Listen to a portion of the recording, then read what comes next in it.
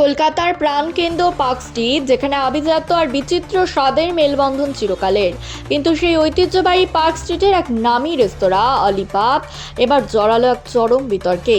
জানিয়ে এই মুহূর্তে তোলপাড় সোশ্যাল মিডিয়া। অভিযোগটা ঠিক কি? জনপ্রিয় বাংলা ধারাবাহিক অভিনেতা এবং সোশ্যাল মিডিয়া ইনফ্লুয়েন্সার সায়ক চক্রবর্তীকে মাটন স্টেকের নাম করে পরিবেশন করা হচ্ছে বিপ স্টেক। হ্যাঁ, ঠিকই শুনেছেন। ধর্মীয় অনুভূতিতে আঘাত এবং রেস্তোরাঁ কর্তৃপক্ষের চরম গাফিলতির এই চাঞ্চল্যকর ঘটনা এখন টক অফ দ্য টাউন। ঠিক কি ঘটেছিল সেই রাতে? ঘটনার সূত্রপাত হয় যখন অভিনেতা সায়ক চক্রবর্তী তার কয়েকজন হিন্দু বন্ধু বান্ধবীদের নিয়ে আলিপাবে ডিনার করতে যান। আড্ডা আর খাবারের মেজাজে তারা মেনু কার্ড দেখে অর্ডার দেন তাদের প্রিয় মাটন স্টেক। যথাসময়ে টেবিলে খাবার আসে, পরিবেশন করেন রেস্তোরাঁর ওয়েটার, কিন্তু গোলমাল বাধে প্রথম কামড়েই। খাবার খাওয়ার সময় সায়ক এবং তার বন্ধুদের সাথে চরম খটকা লাগে। মাংসের টেক্সচার আর স্বাদ মাটনের মতো না হওয়ায় তাদের মনে সন্দেহের দানা বাঁধে।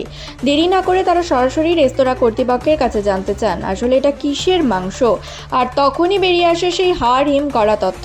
অভিযোগ, তাদের না জানিয়ে মাটনের পরিবর্তে পাতে দিয়ে দেওয়া হচ্ছে বিফ স্টেক।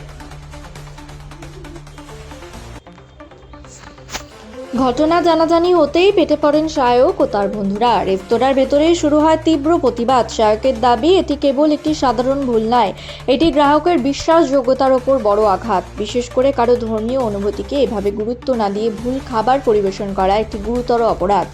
সায়কের করা ভিডিও সোশ্যাল মিডিয়ায় ভাইরাল হতেই সাধারণ মানুষের মনেও ক্ষোভের সৃষ্টি হয়েছে।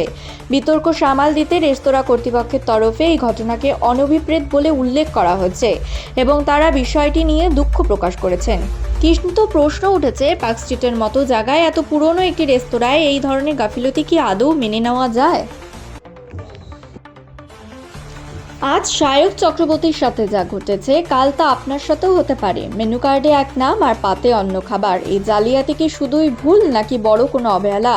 পার্ক স্ট্রিটের ঐতিহ্য কি আজ প্রশ্নের মুখে? সায়কের এই প্রতিবাদকে আপনি কিভাবে দেখছেন? আপনার মূল্যবান মতামত আমাদের কমেন্ট বক্সে জানান। আর খাবারের মান ও রেস্তোরাঁর পরিষেবা নিয়ে আপনি কি কখনো এমন তিক্ত অভিজ্ঞতার সম্মুখীন হয়েছেন? ভিডিওটি শেয়ার করে সচেতনতা বাড়ান। আজ এই পর্যন্তই, দেখা হবে পরের ভিডিওতে।